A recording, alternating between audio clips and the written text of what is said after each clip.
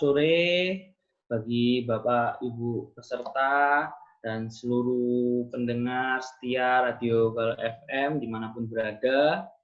Gentle Ghost adalah lembaga pendidikan pengembangan diri yang ada di Kota Malang, tepatnya di Jalan Adi Irma Suryani nomor 26 Malang. Di tengah pandemi COVID-19, Gentle Ghost membuka program edukasi online untuk anak-anak dimanapun berada, terbuka untuk semua anak di semua kota.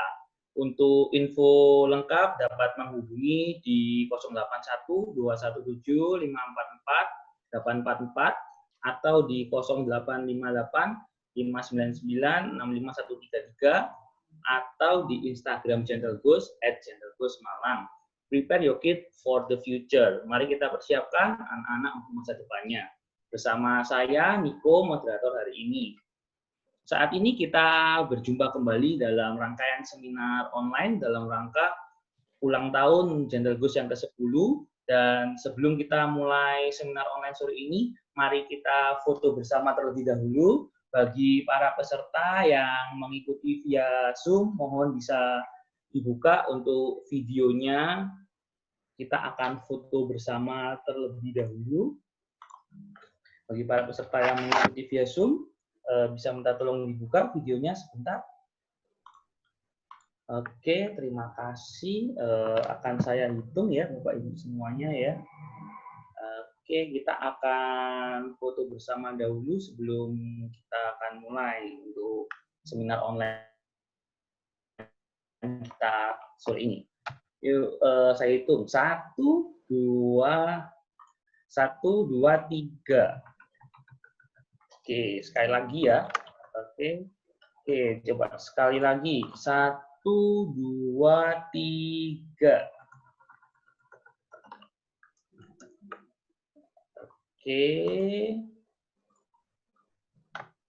Oke, terima kasih untuk Bapak Ibu semuanya. Baiklah, saat ini kita akan mulai untuk seminar online Gentle Ghost sore ini dengan tema life skill yang perlu dimiliki anak. Dan narasumber kita hari ini adalah Ibu Lee Weijen. Ibu Lee Weijen merupakan konselor dari Yayasan Unike. Beliau bergereja di GKI Greenfield dan membantu suami di kelas pranikah. Baik, waktu saya dan tempat saya persilakan Ibu Lee Weijen. Oke. Selamat sore untuk Bapak Ibu semua yang sudah bersedia untuk bersama-sama hadir.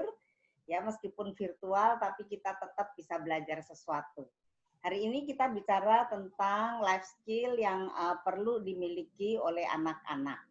Nah, Bapak Ibu mungkin kenapa life skill itu perlu? Begini. Seringkali banyak sekali orang tua yang sangat menekankan pada kehidupan akademis, kepada prestasi-prestasi akademis dan merasa bahwa itu adalah satu-satunya yang dibutuhkan anak untuk nanti hidup dengan baik ketika dia dewasa. Nah, tetapi sebetulnya life skill itu justru penting sekali, meskipun tidak terlalu diajarkan di sekolah sebagai yang akademis begitu ya, tetapi life skill itu memang hal-hal yang dikerjakan untuk keseharian. Ya, bagaimana seseorang anak misalnya mengambil keputusan dan sebagainya. Kita akan lihat dulu slide yang kedua, silakan. Nah, setiap setiap manusia, anak-anak pun juga itu mempunyai kekuatan dan kelemahannya masing-masing. Dan kita tidak bisa minta supaya anak kita itu sempurna, nggak bisa. Ya, semua anak punya bagiannya, ya pasti punya kekuatannya. Kami selalu mengatakan sebagai kekuatan, bukan kelebihan, karena kalau kelebihan pasti bandingannya dengan orang lain. Nah, ini kita akan lihat sebagai kekuatan, apa yang dia kuat di satu bidang begitu ya. Tetapi dia juga punya kelemahannya. Kelemahan itu artinya sesuatu yang dia nggak terlalu jago di situ. Dia tidak terlalu terampil di dalam hal itu. Nah, kita semua punya. Nah, di dalam keadaan seperti ini, pelatihan itu penting. Ya, nanti kita akan lihat. Meskipun begitu, pelatihan tertentu itu mungkin tidak akan menjamin bahwa life skill-nya akan sempurna. Saya akan kasih contoh. Ya, misalnya anak yang pada dasarnya susah gaul. Jadi dia memang anak yang introvert. Introvert kan suka dibawa ya, dari lahir dibawa begitu. Lalu dia lebih pendiam, dia lebih bukan orang yang hebat bergaul gitu ya, tidak dengan sendirinya. Lalu misalnya orang tuanya training dia ya, melatih dia. Mungkin waktu dia umur 25 dia pintar bergaul gitu ya, bisa bergaul. Tetapi itu tidak mencapai kesempurnaan seperti kalau teman-temannya yang memang sudah dilahirkan pintar gaul gitu ya. Ada hal-hal pada situasi tertentu tiba-tiba mungkin dia akan menutup dirinya. Sedikit gitu menutup dirinya untuk dia menarik dirinya karena dia membutuhkan dirinya untuk bisa berpikir dan sebagainya. Jadi memang itu bisa terjadi. Tetapi pelatihan itu tetap penting karena itu akan memberikan imbangan-imbangan di dalam hidupnya. Kita akan teruskan slide berikut. Nah, bagian kita sebagai orang tua tuh apa ya sebetulnya begitu.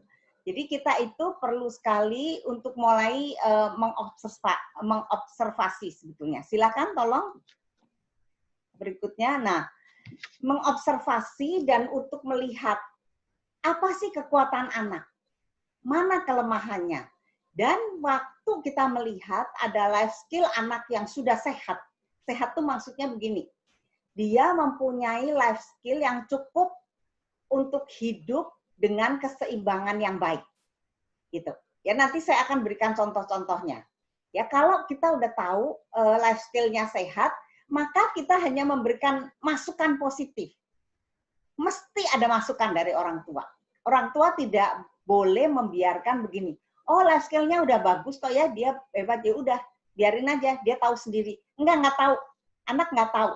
Jadi perlu orang tua, terutama orang tua sih, itu memberikan masukan sama dia positif. Jadi dia akan orang tua akan bilang, "Nak, kamu itu anak yang ramah. Meskipun kamu ramah, kamu itu tidak selalu mengikuti kehendak orang. Kamu bisa tahu kapan menolak orang. Mama melihat ini bagus sekali. Kamu punya life skill yang hebat dan itu akan berguna buat kamu." Nah, penting sekali ini dikasih ya. Waktu kita memberikan masukan positif, anak-anak kita akan gini, oh itu toh, baiklah, aku akan meneruskannya. Nah, tetapi ada bagian yang kedua. Yang kedua adalah kita perlu melihat mungkin ada life skill yang masih belum sehat. Ya, silakan diteruskan Pak Niko. Nah, harus dikembangkan lebih baik. Kenapa? Karena ini berhubungan dengan penerapan life skill yang belum tepat. Tadi umpama, ya saya akan memberikan perumpamaan. Anak kita itu anak yang murah hati. Murah hati maksudnya dia suka memberi. Kan kita kalau melihat anak-anak kita suka memberi, anak-anak kita suka berbagi, kita tuh senang sekali sebagai orang tua. Jadi kita merasa bahwa anak kita itu hebat. Anak kita itu sudah bisa mempunyai sesuatu yang bisa dibagikan pada orang lain, misalnya begitu ya. Nah, kita karena kita senang mungkin kita nggak perhatikan bahwa mungkin waktu dia memberikan pemberian kepada berbagi dengan anak-anak yang lain, dia memberikannya sudah nggak sehat, semua dia kasih sampai dia nggak punya apa-apa. Dan kalau dia udah nggak punya apa-apa, kemudian dia minta mamahnya, minta orang lain ya, untuk diberikan kepada teman-temannya. Nah ini nggak sehat. Ya, atau dia memberikan pemberian-pemberian dengan motivasi yang kurang baik. Dia kepengen dianggap anak yang baik. Dia kepengen dipuji teman-temannya. Nah, life skill yang seperti ini kurang sehat. Itu sebabnya orang tua perlu memberikan pengembangan-pengembangan. Orang tua perlu memberikan masukan sekali lagi dan mengajarkan kepada anak-anaknya bagaimana untuk mengembangkan life skill itu menjadi lebih sehat. Ya, nah, yang lain adalah berikutnya. Berikutnya adalah pelatihan life skill. Nah, ini selalu butuh waktu, tenaga, dan usaha orang tua yang lebih besar. Maksudnya begini sebetulnya, saudara-saudara. Ya, orang anak-anak itu mungkin punya sifat-sifat, karakter, atau life skill yang betul-betul nggak bisa tuh begitu tuh. Misalnya dia itu tidak bisa berempati dengan orang. Dia nggak ngerti situasi ini sedang situasi kesedihan. Lalu dia teriak-teriak, minta sesuatu kepada orang tuanya. Ketika orang tuanya bilang, nak nanti ya di rumah saja. Nggak di sini sekarang, ini suasana sedang berduka. Wah, dia nggak mau tahu. Dia ngamuk misalnya. Dan itu menjadi pola, kebiasaan. Dia tidak mau melihat bagaimana suasana. Nah, ini adalah life skill yang sangat lemah si anak. Itu membutuhkan orang tua ya melatih dia. Nah, untuk melatih nggak gampang. Pasti nanti ada konflik sama anak, orang tua mesti ngomong sama anak terus-menerus, orang tua mungkin mesti perlu menghukum anak, misalnya begitu ya. Dan itu membutuhkan waktu, tenaga, dan usaha orang tua yang lebih besar. Ya, silakan slide yang berikutnya. Nah, beberapa life skill yang penting termasuk turunannya. Maksudnya turunannya adalah waktu saya menyebut satu life skill, maka di bawah life skill itu ada beberapa karakter yang dibutuhkan. Gitu ya, dan karakter-karakter itu perlu diperhatikan. Apakah dia mengembangkannya, perlu mengembangkan, atau dia perlu dilatih lebih banyak, atau dia sebetulnya sudah punya. Nah, saudara begini, mungkin nanti life skill yang akan saya bicarakan itu cukup banyak. Ya, nggak banyak banget, tapi cukup banyak. Nah, mungkin bagi orang tua perlu mencatat sedikit. Misalnya, oh ini anak saya oke. Oh ini anak saya perlu dikembangkan. Oh ini anak saya harus dilatih life skill-nya. Nah, nanti tinggal sampai setelah itu saudara-saudara tinggal melihat saja. Gitu ya. Nah, yang pertama sebetulnya life skill adalah mengendalikan diri. Ini dibutuhkan sejak anak-anak masih sangat kecil. Ya, mungkin dia perlu belajar mengendalikan diri itu mungkin waktu dia umurnya masih beberapa bulan. Yaitu kalau dia nggak sabar, kalau misalnya butuh ASI, misalnya begitu. Lalu ngamuk. Ada bayi-bayi yang gampang sekali ngamuk kalau dia lapar. Misalnya begitu. Ada bayi lain yang mungkin sabar sekali gitu ya, nggak lapar ya cuman nangis sebentar, tapi ada yang tidak. Nah, mengendalikan diri itu termasuk di dalamnya adalah kesabaran, kemauan atau keterampilan untuk menunggu, bisa menunggu. Yang lain adalah menahan kepuasan segera, instant gratification. Lalu dia bisa mengambil pilihan bertanggung jawab. Kalau saudara lihat dari life skill mengendalikan diri, maka yang disebut menunggu itu adalah yang paling awal dilatihkan oleh orang tua kepada anak-anaknya. Jadi waktu anak ngamuk, mau makan atau apa, kita akan bilang tunggu sebentar. Tahan ya, mama lagi bikin susu untuk kamu tunggu sebentar, nggak perlu pakai nangis. Misalnya begitu. Ya, lalu mungkin nanti besaran sedikit kita akan bilang sabar. Jadi waktu kita bilang sabar, tunggu di situ, mama lagi masih ngomong sama orang, mama belum bisa pulang sekarang. Kamu duduk di sebelah mama, diam. Gitu ya. Nah, itu mungkin akan membantu si anak untuk melatih kesabarannya. Nah, menahan kepuasan itu juga merupakan pengendalian diri yang lebih. Nanti buat anak-anak kita misalnya, dia selalu kepengen misalnya main games gitu ya. Nah, main games kapan? Sekarang gitu. Kita bilang enggak. Kamu bikin PR dulu. Baru nanti main game. Misalnya seperti itu. Atau dia mau minta sesuatu yang harus sekarang juga.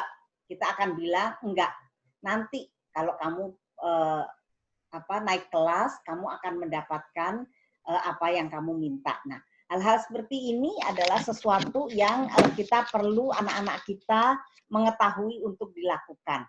Pada ujungnya nanti, ya mengendalikan diri itu berhubungan dengan mengambil keputusan yang bertanggung jawab. Jadi mengambil pilihan yang bertanggung jawab.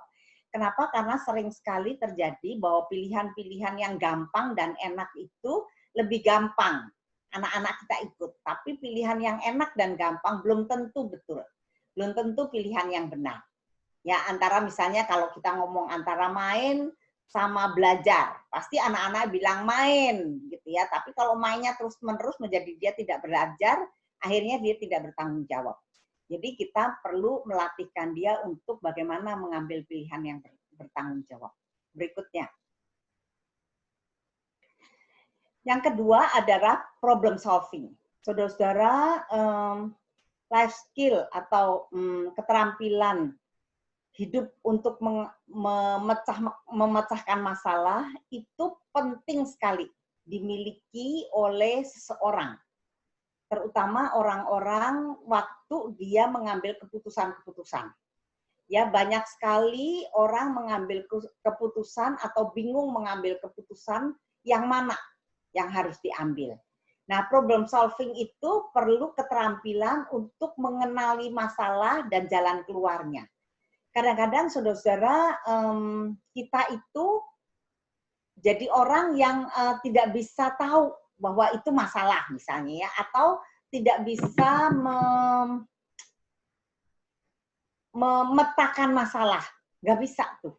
Ya itu adalah memang jadinya kelemahan dan nggak gampang untuk melatih seseorang anak untuk mengenali bahwa ada masalah di sesuatu tempat. Di luar itu masih ada lagi mengambil jalan keluar. Ada orang-orang yang mengenali masalahnya tapi bingung jalan keluarnya. Dia nggak bisa tahu dapat jalan keluarnya bagaimana. Nah, saudara-saudara, jalan keluar itu adalah pintu-pintu yang perlu orang tua sering-sering latihkan pada anak. Ya, jadi ada satu problem yang kemudian cara menyelesaikannya bisa macam-macam. Kadang-kadang kita sebagai manusia seringkali mengambil jalan keluar cuma satu. Bisa nggak bisa cuman itu yang dia akan ambil. Nah, waktu dia cuma mengambil seperti itu, cuma satu doang, dia ngambil begitu, ada jalan keluar, ada pintu yang dia bisa pakai itu untuk menyelesaikan masalah. Tetapi tidak selalu satu itu cocok untuk semua masalah. Misalnya begini, misalnya ada anak kalau merasa ada masalah, yang dia lakukan adalah marah, ngambek, ngamuk. Nah, waktu dia ngamuk, papa mama jadi takut. Karena papa mama jadi takut, dia kasih deh, yaudah deh, kasih aja, luluskan aja yang dia minta. Nah, si anak jadi terlatih merasa bahwa jalan keluarnya itu gampang. Pokoknya kalau dia nggak dapet, dia ngamuk. Waktu dia pergi ke sekolah, kemudian mulai dia akan terapkan itu juga dengan gurunya. Kalau dia nggak dapet, dia ngamuk sama gurunya. Nah, mungkin awalnya gurunya juga keras sekali sama dia. Tapi kemudian orang tuanya datengin gurunya. Kasih tahu, Bu, memang anak saya begitu. Tolonglah, Bu, kalau ada apa-apa, ngalah saja sedikit sama anak saya. Gurunya jadi nggak enak deh, gitu ya. Gurunya nggak enak, ya udah dah. Bodo amat dah. Pokoknya dia cepet-cepet naik kelas aja udah boleh lah, misalnya begitu. Lalu dikasih dah, ya udah yang kamu mau apa, bolehlah, terserah kamu. Nah, bagi dia akhirnya jalan keluar ini cocok. Waktu dia bermain sama temennya, dia nggak bisa bergilir. Ngamuklah dia, karena dia selalu mau bolanya, begitu kan. Nah, sekarang dia mulai kena dah, misalnya. Temen-temennya bilang, ya dia ngamukan, ya marah ya. Udah deh, jangan main sama dia lagi. Nah, saudara-saudara di sini nggak masuk tuh. Cara ngamuk nggak bisa. Dia nggak bisa lagi menggunakan cara yang selama ini efektif dia gunakan. Kalau dia mau bermain sama teman-temannya, dia harus mulai bermain fair. Kalau nggak fair, ya nggak usah main. Gitu. Nah, tapi ada anak-anak yang tidak mengerti. bahwa dia harus menggunakan cara yang macam-macam dengan problem yang berbeda-beda. Sehingga anak selalu ngamuk. Nah, karena dia selalu ngamuk, makin nggak punya teman. Nah, saudara, ini salah satu contoh. Ya, nah problem solving yang lain adalah berinisiatif. Kadang-kadang ada anak-anak yang kurang mengerti bagaimana punya inisiatif. Kalau dia disuruh sama mamanya pergi ke bawah, ya, saya tinggal di apartemen, jadi saya suka menggunakan contoh-contoh apartemen misalnya. Kamu turun ke bawah, Gi, beliin mama gula misalnya, mama gulanya habis. Lalu dia turun ke bawah. Terus turun ke bawah dibilang, tante mau beli gula, begitu ya. Terus cap apa? Terus dia bingung. Aduh, mama nggak ngomong ya cap apa ya? Gimana ya caranya? Dia pulang tuh, nanya, Ma, capnya banyak. Mau cap yang apa? Mamanya ngomong lagi, cap ini misalnya. Dia turun lagi. Tante mau cap ini. Nggak ada yang itu, adanya ini. Dia balik lagi. Nah, ini adalah anak yang kurang berinisiatif. Ya, awalnya mungkin anak kita bisa begitu, tapi dia kalau dia pinter ya dia nggak mau begitu terus-menerus. Jadi waktu lain kali mamanya bilang, nak turun dong ke bawah beliin mama garam. Dia akan nanya, mau yang cap apa, Ma? Mau yang berapa kilo, Ma? Kalau nggak ada, bagaimana, Ma? Begitu. Jadi dia langsung tuh, ya, atau paling nggak dia akan bilang, boleh nggak aku pinjem handphone mama? Gitu. Sehingga dia kalau turun lalu si tante bilang nggak ada atau apa, dia akan telepon ke mamanya dan akan tanya. Itu contohnya, ya. Pada akhirnya problem solving juga meminta kita untuk bertanggung jawab. Saudara, karakter bertanggung jawab menjadi salah satu karakter yang harus sangat kuat pada anak-anak kita. Kenapa? Waktu anak memecahkan masalah, dia harus bertanggung jawab pada dirinya sendiri, dan dia harus bertanggung jawab pada orang lain, dalam hal ini misalnya orang tuanya, atau waktu dia sudah besar, dia harus bertanggung jawab kepada masyarakatnya, dan juga kepada Tuhan. Saudara, ini bagian dari problem solving. Kita akan lihat yang berikutnya. Apalagi? Yang ketiga adalah integritas. Saudara-saudara, integritas merupakan satu karakter yang sangat tinggi. Dianggap sangat mulia. Kenapa? Karena karakter ini menjadi karakter yang sangat harus diperjuangkan di dalam kehidupan. Jarang sekali orang-orang yang punya karakter berintegritas, kecuali dia betul-betul sudah matang di dalam kepribadiannya. Meskipun begitu, anak-anak kita perlu belajar. Kejujuran itu harus diajarkan sejak dia kecil. Saudara, saya ingat sekali ayah saya. Ayah saya itu memberikan tempat kepada anak-anaknya untuk gagal. Jadi kadang-kadang kami itu bisa gagal dan ayah saya tidak marah untuk kegagalan kami. Tetapi ayah saya akan sangat marah kalau kami tidak jujur. Ya, saya ingat sekali. Kalau kami tidak jujur, maka ayah akan menghukum. Dan menghukum dengan keras, saudara. Sehingga ayah saya selalu ngomong, bicara jujur. Waktu kamu bicara jujur, Papa bisa marah juga, gitu ya. Tetapi kalau kamu tidak jujur, marah Papa akan dua, yaitu kesalahan kamu dan ketidakjujuran kamu. Sehingga saudara-saudara, ketika saya kecil, saya ingat sekali ya, untuk berbohong kepada Papa atau Mama, itu kami nggak berani. Ya, kami sangat tidak berani. Dan itu terus dibawa sampai hari ini, saudara-saudara. Ya, Papa Mama saya sudah tidak ada, ya sudah meninggal. Tapi rasanya kalau ngomong nggak jujur sama orang, apalagi sama suami begitu ya, nggak terus terang, waduh rasanya kayak bersalah sekali, gitu ya. Jadi itu sulit sekali. Kenapa? Karena itu sudah dilatihkan dari kecil. Nah, di dalam integritas itu ada yang disebut juga dengan kekonsistenan, konsisten. Konsisten itu dia selalu begitu ya. Kalau misalnya dia sudah bilang, baik saya akan lakukan, maka dia akan lakukan. Ya, itu adalah kekonsistenan yang selalu begitu gitu ya. Jadi selalu begitu itu gimana ya? Konsisten dengan kata-katanya, konsisten dengan antara hati dengan ucapannya, ya, konsisten antara apa yang dia ceritakan dengan apa yang menjadi janjinya, misalnya. Nah, sekali lagi ada yang disebut kata bertanggung jawab. Jadi saudara-saudara, di dalam integritas itu ada tanggung jawab. Nah, di dalam hal ini yang disebut tanggung jawab adalah dia menerima. Kalau dia salah, ya dia akan menerima dan dia menerima hukumannya. Ya, saya salah. Dan dia tidak berintegritas itu tidak meleset. Ya, tidak meleset itu tidak berdalih-dalih, tidak menyalahkan orang lain. Ya, saudara, waktu saya kecil, saya suka menyalahkan orang lain. Ya, saya selalu cari cara untuk bilang itu bukan saya, gitu ya. Saya mencari cara untuk mengatakan sebab kakak saya begini, jadi saya mengambil keputusan ini, gitu ya. Nah, itu adalah tidak bertanggung jawab di dalam hal integritas. Integritas itu kita harus menjadi orang yang meskipun salah kita kecil, kita bilang iya, saya salah. Tetapi di dalam kita bertanggung jawab, kita tidak menanggung tanggung jawab orang lain. Nah, ini perlu juga saudara-saudara mungkin perhatikan. Ya, jangan mau anak-anak kita boleh tanggung jawab orang lain.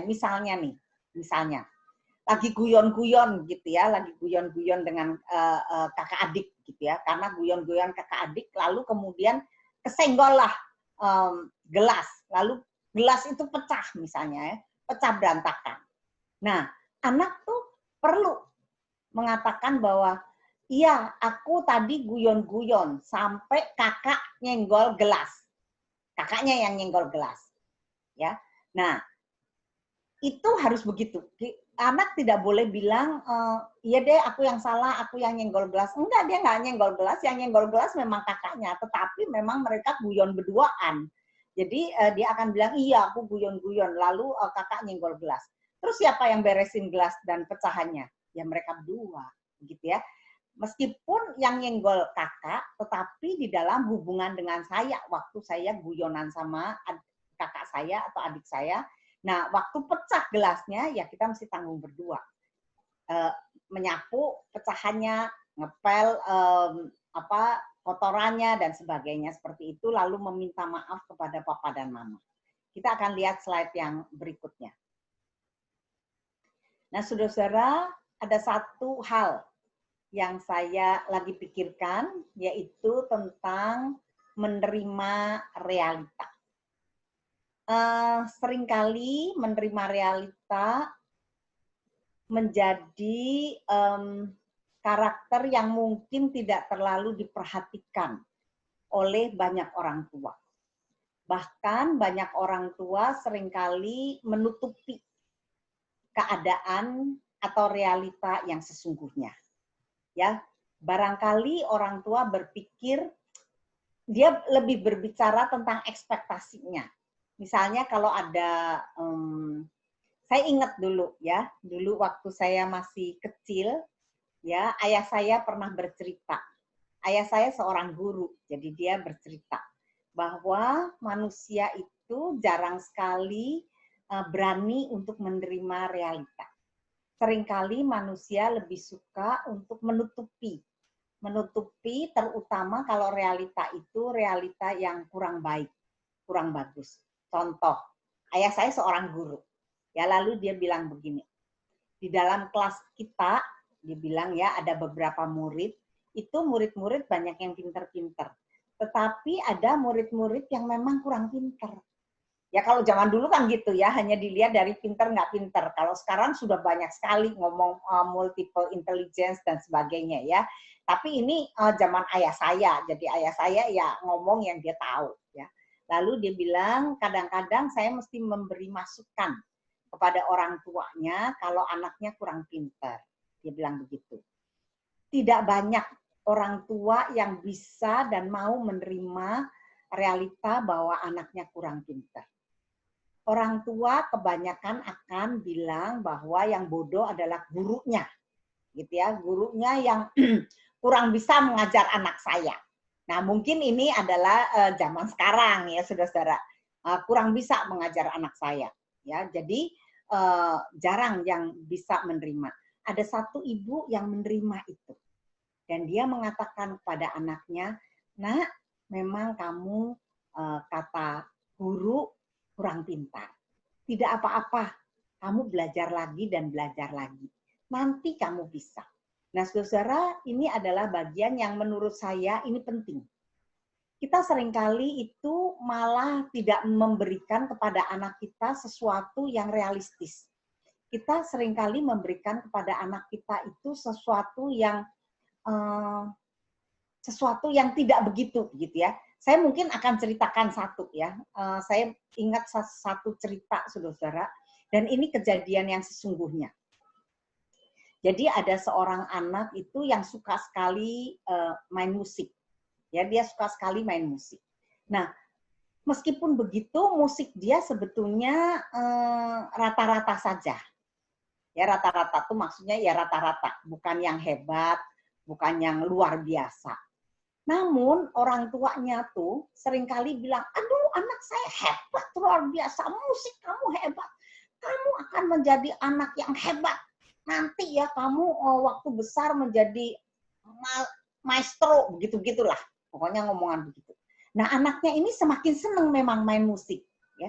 Tetapi memang musiknya juga rata-rata aja begitu. Nah, saya juga nggak tahu lah ya, memang begitulah, ya. Lalu setelah dia besar, dia mau kuliah, dia ngambil bidang musik. Ya, papa mamanya bilang, ambil bidang musik, begitu ya. Lalu si anak ini ternyata dia mencoba masuk ke beberapa universitas untuk musik, nggak ada yang diterima. Tidak ada satupun yang terima.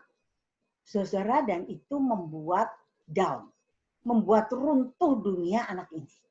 Ya, sehingga dia kemudian menjadi anak yang depresif. Ya, dia tidak mau berbuat apa-apa, sama sekali musiknya dia tinggal, gitu ya. Dia tidak mau berlatih lagi, bahkan dia di rumah fungsi-fungsi hidupnya menjadi menurun. Saudara, apakah sebagai orang tua tidak boleh mendorong anaknya untuk mengasah keilmuannya dia? Menurut saya boleh, sangat boleh. Tetapi juga ada hal-hal yang dia harus lihat di luar. Begitu. Perlu sekali dia bisa melihat batas dirinya. Kalau anak ini bukan anak yang luar biasa hebat di dalam hal itu, kita sebagai orang tua juga tidak perlu mengatakan kamu hebat sekali di dalam hal itu. Ya, kayaknya sampai kayak nomor 1 di dunia. Nggak perlu. Kita ngomong aja, "Mama lihat ya, kamu itu suka sekali ya untuk satu hal ini," gitu ya. "Kamu suka sekali mengenai hal ini. Coba kamu perhatikan orang lain seberapa," gitu ya. Nanti kamu akan tahu kamu itu posisinya ada di mana. Nah, waktu dia ngomong berada di posisi di mana, saudara-saudara, dia mulai belajar untuk menerima realita itu. Ya, menerima bahwa oh, itu memang bagian dia. Ada nggak kecewa? Ada, pasti. Ya, waktu seseorang melihat bahwa realita itu tidak cocok dengan ekspektasinya, maka dia akan kecewa. Tetapi kekecewaan itu kadang-kadang dibutuhkan. Ya, agar apa? Agar dia mulai bisa beradaptasi. Ya, jadi kadang-kadang waktu ekspektasinya itu menjadi lebih realistis, dia lebih mengambil jalan bagaimana beradaptasi. Ya, lalu jalan apa yang dia bisa ambil? Misalnya seperti tadi anak yang anak yang main musik itu, mungkin kalau dia beradaptasi dengan begini, oh oke, karena saya main musiknya termasuk rata-rata biasa aja, maka tidak perlu buat saya untuk menjadi seorang maestro. Mungkin yang perlu buat saya lakukan adalah saya akan main di rumah, ya. Mungkin kalau ada teman-teman saya akan bermain musik. Kalau teman-teman saya datang, saya akan bermain musik dan teman-teman saya bernyanyi, misalnya, untuk bersenang-senang begitu ya. Oke, mungkin satu saat saya akan mengajari anak saya bermain musik misalnya, tapi saya bukan yang hebat. Ya. Nah, di dalam hal itulah kemudian waktu seseorang menerima realita, kalau dia masih mau, dia akan masih bisa berjuang.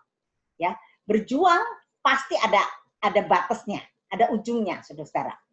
Tidak banyak orang yang sebetulnya yang berjuang pada akhirnya betul-betul menjadi nomor satu. Itu sangat sedikit, saudara-saudara. Ya, tetapi dia perlu tahu batas saya. Sampai segini, oke, itu sudah cukup. Nah, itu adalah menerima realita. Selanjutnya, kita akan lihat berikutnya, peka terhadap suasana. Saudara-saudara, ini penting buat anak-anak kita sekarang.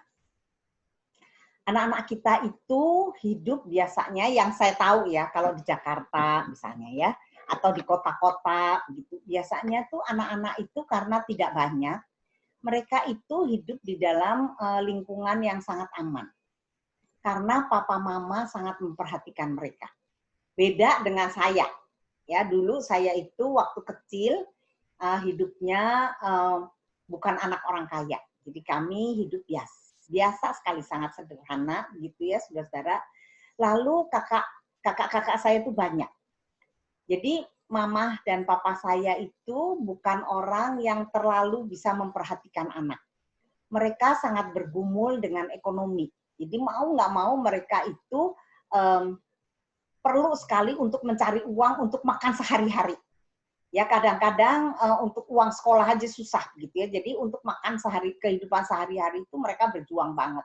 Jadi mereka otomatis tidak terlalu memperhatikan kami lah ya. Jadi kami itu lebih peka terhadap suasana gitu. Kenapa? Karena kita lihat kehidupan yang ada susahnya. Kehidupan yang satu saat misalnya ibu saya bilang besok beras sudah habis. Bisa ngomong begitu. Ya, lalu mukanya sedih gitu. Nah, kita semua nih anak-anaknya bisa ngelihat dia, terus kita mau menghibur. Lalu kita ada yang bilang, ya udahlah, besok kita makan bubur aja. Misalnya begitu ya. Ada yang bilang, udah mah besok nggak apa-apa, kita mungkin nggak usah makan. Misalnya begitu. Jadi ada hal-hal yang kita keluarin tuh dari diri kami begitu ya. Kenapa? Dan karena kita mulai melihat itu. Ya, ada suasana kesedihan. Ada kegembiraan. Waktu kemudian ibu saya ada beras, dia bilang, hari ini ada beras, begitu ya. Kita senang semua. Nah, kita jadi diajari untuk misalnya jangan buang-buang makanan, karena makanan itu berharga. Misalnya contoh begitu ya. Itu semua berjalan bersama-sama sedemikian rupa, sehingga kita itu otomatis akan peka terhadap lingkungan kita. Namun, saya melihat di dalam kehidupan kita makin ke sini, terutama di kota-kota, ya, saudara-saudara, saya melihat bahwa banyak sekali keluarga-keluarga yang memang sudah sangat stabil. Jadi mereka itu hidup di dalam lingkungan atau suasana yang cenderung aman. Sangat aman, itu satu. Kedua, saudara-saudara, anak-anak kita itu cenderung jarang keluar rumah. Main sama tetangga, begitu ya, itu jarang sekali. Ya, kita biasanya bawa anak-anak kita ke tetangga itu kalau ke tetangga yang kita kenal, biasanya begitu. Tapi jarang terus main itu dengan, kalau zaman saya tuh dulu ya, saya tuh mainnya sama anak-anak kampung. Dan papa mama saya tuh nggak tahu teman-teman saya siapa gitu loh. Jadi kalau udah jam segini nih, jam 4, setengah 5, tuh kami keluar.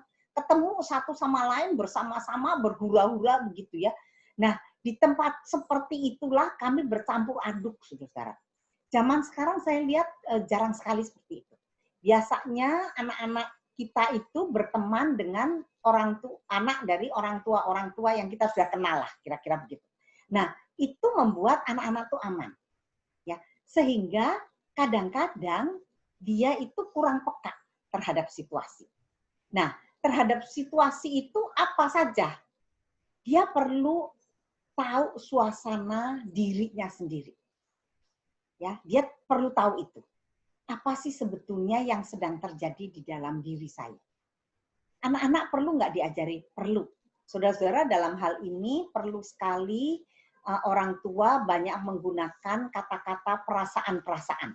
Ya, jadi sedih, kecewa, takut, marah, senang dan gembira, perasaan sayang, perasaan merasa jijik, begitu-begitu itu perlu sekali orang tua memperkenalkan kepada anak-anaknya sehingga anak-anak belajar untuk peka. Dan anak-anak kita juga peka untuk melihat suasana orang lain. Apakah orang lain ini sedang sedih atau orang lain ini gembira atau orang lain ini sedang biasa-biasa saja. Ada anak-anak yang tidak begitu peka terhadap suasana, ya terutama perasaan-perasaan orang lain. Saudara, saya pernah satu saat ya ditolak orang. Ya saya sudah besar, saudara, saya sudah dewasa, saya ditolak orang. Kenapa saya ditolak orang? Saya sampai pulang, saya pikir kenapa ya saya ditolak orang. Saya baru mendapatkan jawabannya malam hari itu, saudara. Kenapa? Karena orang itu sedang sedih, sedang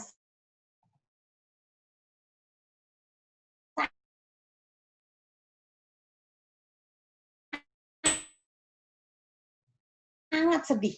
Saya biasa untuk kalau ketemu orang itu wajah saya gembira, gitu ya. Itu terbiasa lah. Saya nggak tahu juga siapa yang melatih. Tapi itu terbiasa begitu. Jadi saya kalau ketemu orang saya senyum-senyum, ketawa-ketawa begitu. Nah orang lagi sedih, lagi nangis, saya senyum-senyum atau menertawakan situasinya dia. Saudara, betul-betul dia menolak saya. Malam itu saya belajar sesuatu. Sejak hari itu, saudara-saudara, saya agak hati-hati. Ya kalau saya lagi sadar, saya agak hati-hati dengan suasana orang. Saya lihat dulu wajahnya. Kalau wajahnya serius atau wajahnya sedih misalnya, saya nggak berani cengengesan. Cengengesan itu ketawa-ketawa gitu ya. Saya nggak berani, saya lebih baik diem. Nanti kalau suasana hatinya dia kelihatannya sudah mulai tersenyum, saya baru ikut tersenyum. Nah, saudara, itu adalah bagaimana kita belajar tentang suasana. Situasi lingkungan lagi gimana. Kadang-kadang ada situasi-situasi yang mengancam. Dan anak-anak kita harus tahu. Misalnya saudara-saudara satu saat ya, saya lagi jalan di jalanan. Lalu tiba-tiba ada ribut-ribut, ramai begitu ya. Nah, kecenderungan yang pertama dari kita adalah pengen tahu, ada apa sih ribut-ribut. Saudara, kalau anak-anaknya tuh seperti saya tuh agak berpetualang, saudara. Jadi kalau ada ribut-ribut bukannya lari, tapi ngedeketin, mau tahu, mau lihat, mau ikut seru begitu, saudara. Nah, sebetulnya situasi itu kita boleh aja mau lihat-lihat, tapi juga mesti hati-hati begitu kan, saudara. Satu saat waktu saya jalan itu, saya ada ribut-ribut, saya ngedeket gitu ya. Waduh, ternyata ada satu orang lagi bawa parang. Saudara-saudara bawa parang lagi mengejar orang dan larinya ke arah kami, ke arah saya gitu ya. Nah, situasi itu sebetulnya cukup berbahaya. Dia harus bisa melihat itu sebagai situasi yang berbahaya. Apa yang harus dilakukan? Dia harus berlindung. Nah, saya juga begitu, saudara-saudara. Waktu saya melihat situasi itu, waduh, ke arah saya begitu ya, saya harus mencari perlindungan. Maka saya masuk ke dalam satu warung. Paling tidak, saya terlindung oleh dinding warung. Sembari saya melihat orang yang sedang kejar-kejar itu ke arah mana. Kalau makin ke dekat saya, pasti saya harus cari cara yang lain, gitu ya, saudara-saudara. Untungnya dia kemudian menyeberang ke arah sebelah sana. Jadi saya bisa nonton lagi, gitu kan? Nonton lagi tanpa merasa terancam. Jadi saudara-saudara perlu kita melihat hal itu ya. Ajarin ke anak-anak kita kalau suasana begini, ini suasana mencekam. Kamu perlu ngapain, misalnya begitu. Ya. Nah, ini baru kita bisa ajarkan biasanya waktu di dalam pengalaman. Kalau tidak dari pengalaman akan susah. Ya, ngasih tahu anak dalam hal ini mesti pengalaman. Jadi misalnya kita pergi ke rumah duka. Nah, kita kasih tahu. Kamu lihat mereka sedang berduka. Boleh nggak kamu jangan ribut? Kamu diem, duduk di sebelah mama. Begitu misalnya. Nah, itu akan membuat dia belajar sedikit mengenai peka terhadap suasana. Silakan yang lain terusannya. Nah, mengembangkan keseimbangan.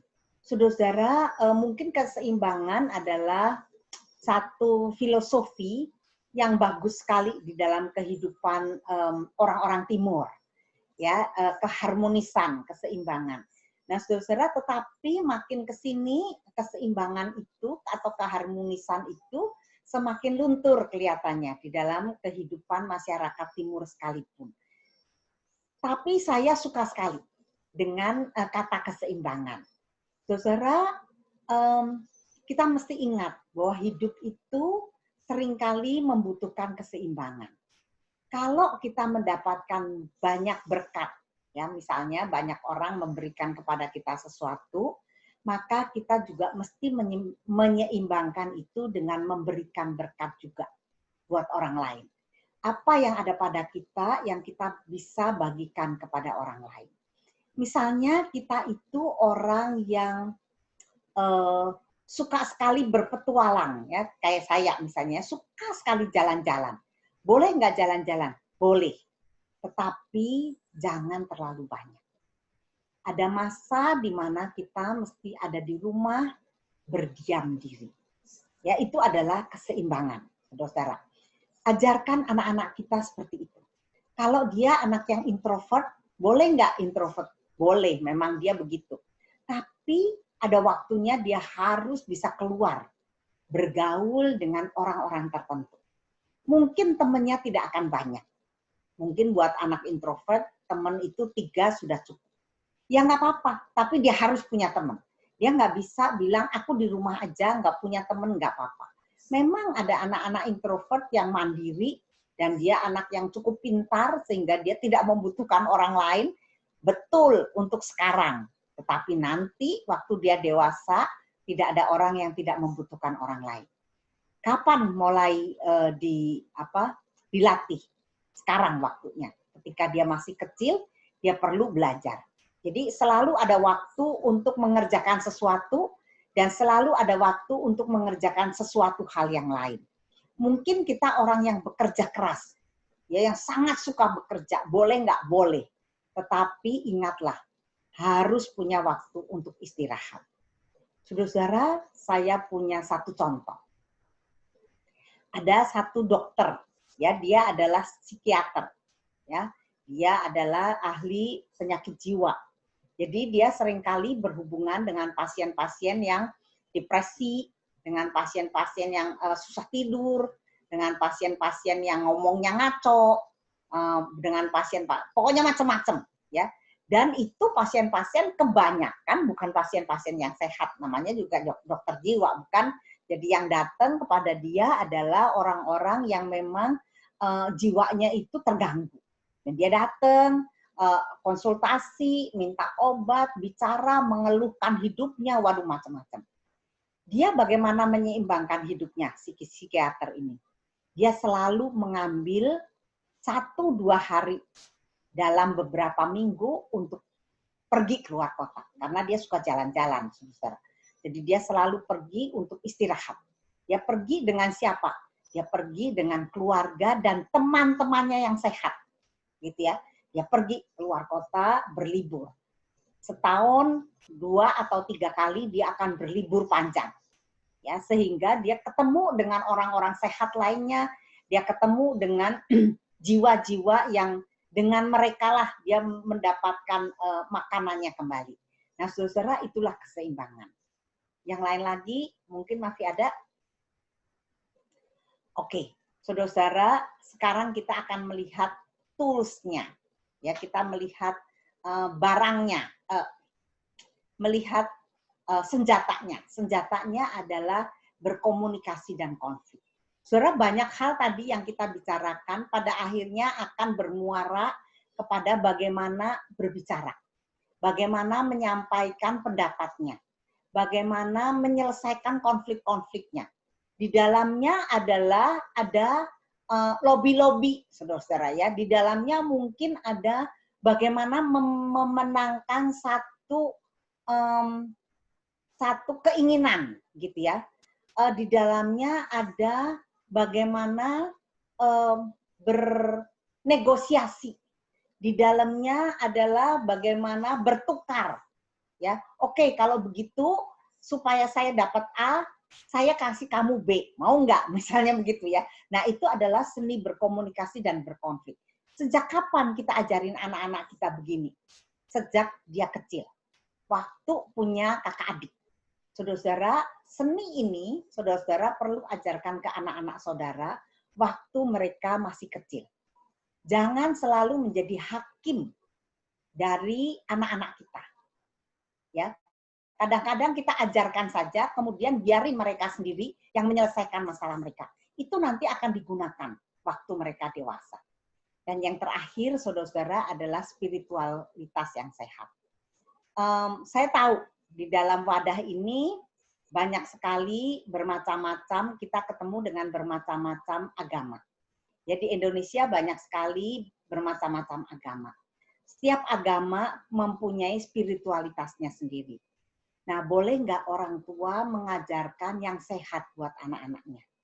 Jangan ajarkan spiritualitas yang bukan, gitu ya, yang bukan dituliskan oleh kitab sucinya. Tetapi ajarkan dengan sangat serius. Saya pernah tahu satu kata-kata dari satu buku bijak, ya, ada buku bijak yang mengatakan bahwa tidak ada agama yang mengajarkan untuk berbuat jahat. Jadi itu saya rasa itu hal yang baik, itu hal yang benar. Jadi ketika kita sudah mendapatkan pengertian-pengertian untuk berbuat jahat terhadap orang lain atau berbuat sesuatu yang kurang baik terhadap orang lain, kita harus berpikir-pikir ulang, saudara. Dan itu kita tanamkan sejak kapan? Sejak anak-anak kita kecil juga.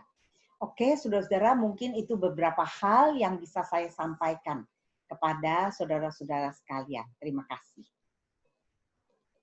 Oke, terima kasih untuk Ibu Wijen untuk materinya. Sangat bagus sekali untuk materinya. Dan sekarang kita akan masuki di sesi tanya jawab. Bagi para peserta yang mau bertanya, bisa dituliskan di fitur chat, nanti akan langsung dijawab oleh Ibu Wijen. Apabila waktu telah habis, nanti akan ditindaklanjuti via WhatsApp.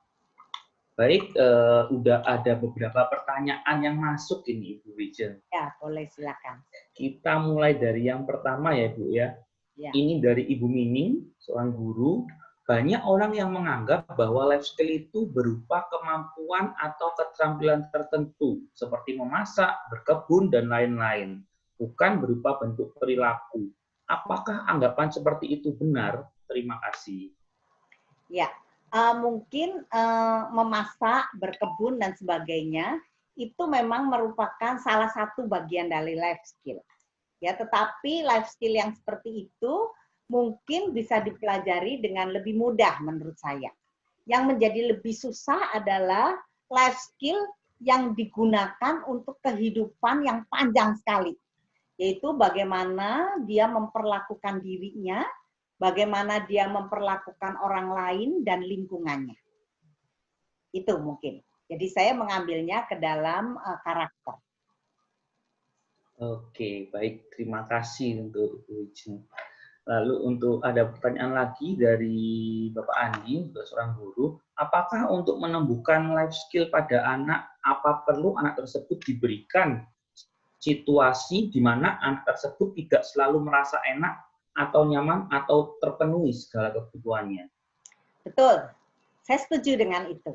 Ya, namun harus sesuai dengan usianya dan sesuai dengan kemampuannya. Maksudnya begini, kita tidak bisa membiarkan anak umur 1 tahun harus masak sendiri, misalnya begitu ya. Saya ngambil contoh ekstrim banget deh ya, ini ya, agak keterlaluan sih, tetapi kira-kira begitu.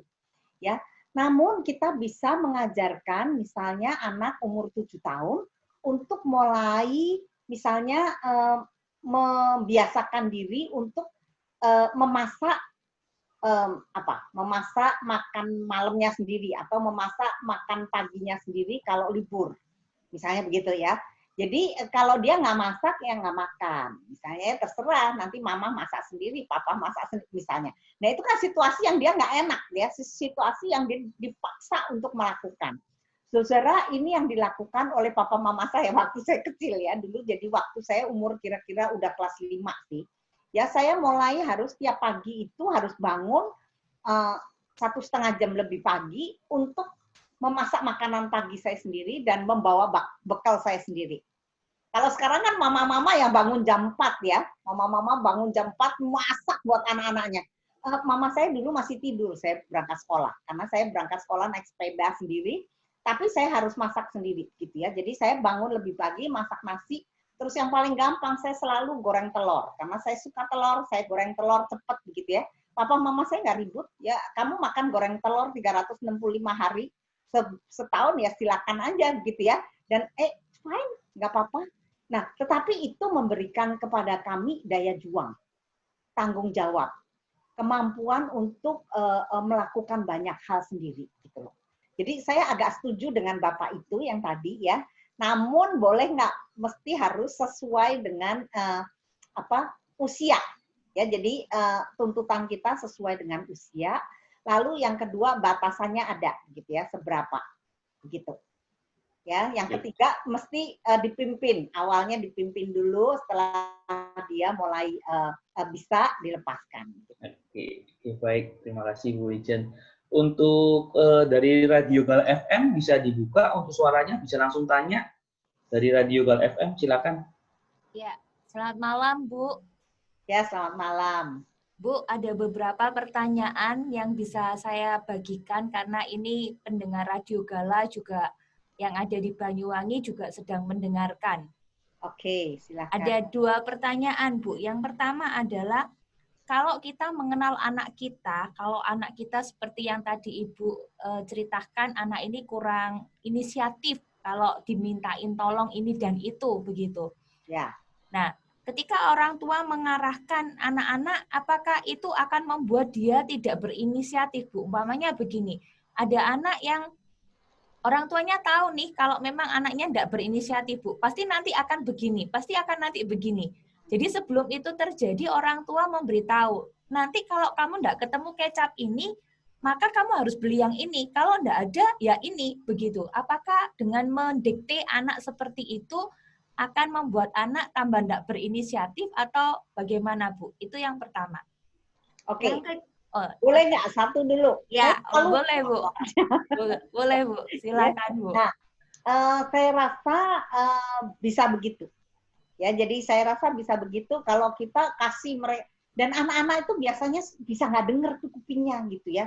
Udah nggak berinisiatif jadi nggak dengar sekalian gitu, karena kan panjang ngomongannya mamahnya. Ya. Jadi biarin aja, itu nanti jadi pengalaman yang melelahkan. Misalnya ya, anak ini naik turun apartemen 3 atau 4 kali. Mungkin dia akan nangis nih. Mama ini begini. Itu pengalaman pertama.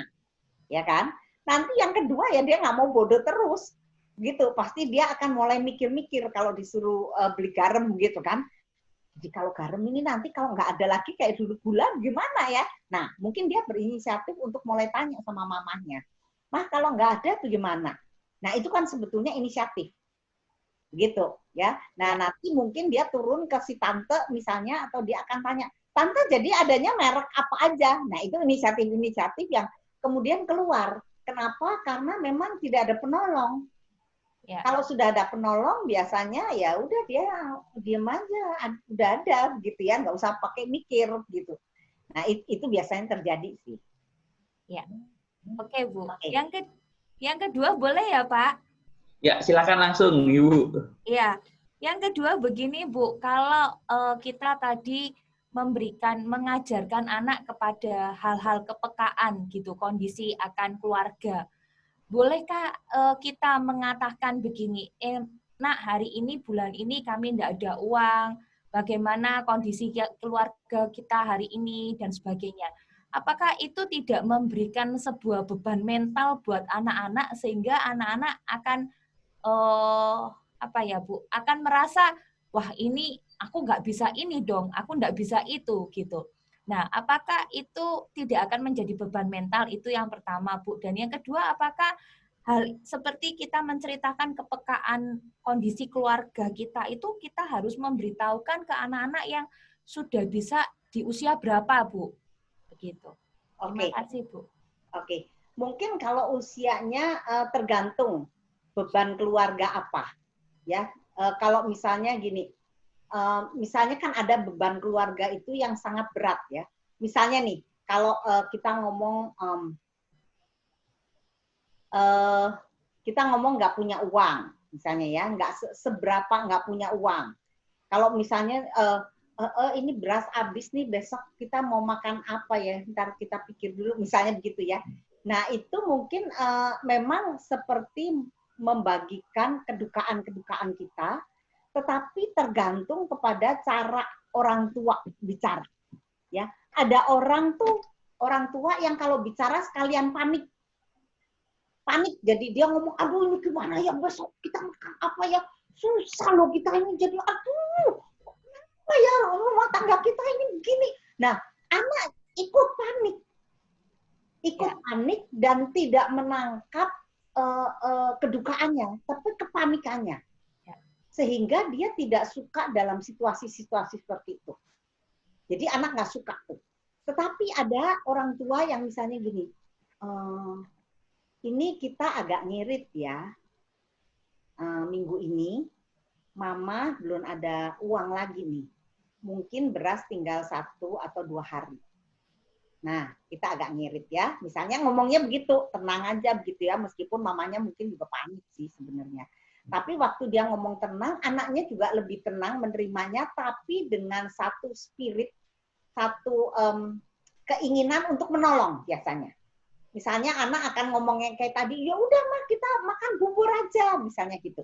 Atau mungkin anak yang lain bilang, ya udah kita skip makan 1 kali, misalnya begitu ya, supaya jadi dari 2 hari jadi 3 hari, misalnya begitu, siapa tahu misalnya. Nah, hal-hal seperti itu, cara ngomong itu memang perlu. Tetapi apakah anak kita tidak merasa terbeban? Ya pasti merasa terbeban, pasti. Nggak ada anak yang kalau orang tuanya nggak punya duit, terus anaknya tenang-tenang aja, gembira aja gitu. Ya enggak lah, pasti dia juga merasa berduka dengan keadaan rumah tangga. Tetapi itu tidak menjadi sangat menekan. Ya, nah beda dengan misalnya begini, papa mama yang bertengkar terus-menerus, terutama kalau ada yang bersifat abusive. Jadi misalnya terjadi physical abuse. Nah, anak kan lihat tuh, ya. Nah, terus mamanya menangis, terus nggak bisa apa-apa. Nah, itu menekan. Itu suasana yang sangat menekan, yang mungkin menjadi beban berat nggak buat anak, sangat berat. Gitu. Mungkin kalau anaknya udah rada gede, mungkin anaknya akan bilang, ma udah keluar aja di rumah, mungkin loh. Dia juga nggak tahan, dia melihat gitu misalnya nih ya, dan dia memberikan hal-hal seperti itu mungkin sama orang tuanya. Jadi kita lihat dulu apa dan bagaimana cara menyampaikan. Tapi menurut saya cara menyampaikan menjadi penting sekali. Oke. Ya. Makasih banyak, Bu. Sama-sama. Ya, terima kasih untuk para pendengar setia Radio FM untuk pertanyaannya. Baik, untuk Ibu Wijen, kita lanjut ke pertanyaan selanjutnya. Ini dari Ibu Monica, seorang konselor. Life skill apa saja yang sangat penting untuk dilatih atau diperlukan oleh orang tua dan anak di masa pandemi ini, dan bagaimana caranya, Bu? Ya, mungkin salah satunya adalah untuk mengisi life skill, untuk mengisi kekosongan di dalam masa pandemi ini. Ya, pandemi ini kan kita nggak bisa keluar rumah, misalnya gitu ya. Kita hanya ada di dalam rumah, sesama rumah. Nah, life skill-nya sebetulnya yang tadi termasuk salah satunya peka terhadap situasi. Ya, sekarang ini situasinya nggak enak banget. Ada anak-anak yang nggak tahan terus-menerus di rumah. Dan saking stresnya dia jadi mulai ngamuk-ngamuk, gampang marah misalnya seperti itu. Nah sebetulnya anak-anak yang seperti inilah yang mungkin mesti belajar untuk bisa menahan stresnya, caranya dengan macam-macam. Misalnya anaknya suka apa, dia mulai dicarikan misalnya hobi-hobi yang baru, yang tidak perlu dia mesti lakukan dengan teman-temannya secara offline. Misalnya gitu, ada waktunya dia boleh online games, tapi sebentar. Misalnya kalau orang tuanya nggak suka games dulu ya, nah itu bolehlah sebentar, karena dia butuh ketemu teman-temannya, gitu. Ya, tetapi di luar itu mungkin dia perlu membangun hobi-hobinya sendiri yang mandiri. Jadi banyak hobi yang mandiri yang sebetulnya udah kehilangan di dalam kehidupan manusia. Gitu ya, misalnya kayak tadi, misalnya memasak, nah itu hobi mandiri yang dia bisa mulai lakukan. Berkebun, nah itu sebetulnya mau hobi mandiri. Tapi kan kebun sekarang di kota besar sedikit ya, kota besar sedikit. Jadi mungkin yang dilakukan adalah membuat pekerjaan-pekerjaan tangan atau proyek-proyek tertentu yang dia bisa lakukan dengan tangannya atau dengan pikirannya begitu, atau menulis. Jadi kalau dia memang pinter nulis, ya dia mulai mengembangkan tulisannya. Misalnya, jadi memang hobi yang dia bisa lakukan mandiri. Tetapi interpersonal relationship, hubungan interpersonal di dalam rumah harus dikuatkan. Menurut saya itu penting. Oke, baik. Terima kasih untuk pertanyaannya, atas jawabannya untuk Ibu Wijen. Dikarenakan waktu sudah pukul 5, waktunya sudah habis. Untuk ada pertanyaan yang belum terjawab, nanti akan kita lanjut via WhatsApp ya Ibu Wijen ya. Boleh. Oke, baik. Untuk selanjutnya akan menginfokan untuk edukasi online Gentle Ghost. Ini sebelumnya maaf, ini minta tolong Pak Andi bisa hostnya bisa saya kasih host Pak Andi. Ini terlempar kelihatannya tadi Pak Andi. Oh iya, sebentar ya. Iya. Ini saya akan sharing untuk menginfokan untuk seminar dan workshop Gentle Ghost untuk selanjutnya. Seminar dan workshop Gentle Ghost selanjutnya itu ada di hari Sabtu tanggal 14 Agustus. Sabtu tanggal 22, maaf. 22. Ya, tanggal workshop online Gentle Ghost selanjutnya ada di hari Sabtu. Ini akan saya sharing.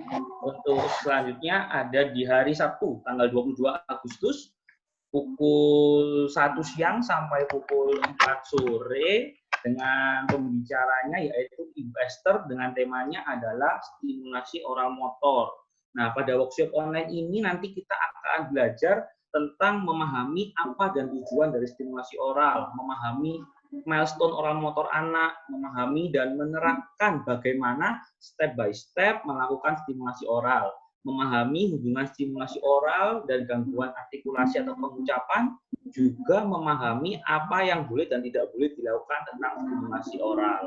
Nah, jika para peserta mempunyai anak yang masih mengeces, tidak mau sikat gigi, masih memilih tekstur makanan, tidak maunya makanan, belum bisa atau meniup, maka daftarkan diri Anda karena workshop online ini sangat bermanfaat untuk latihan stimulasi oral.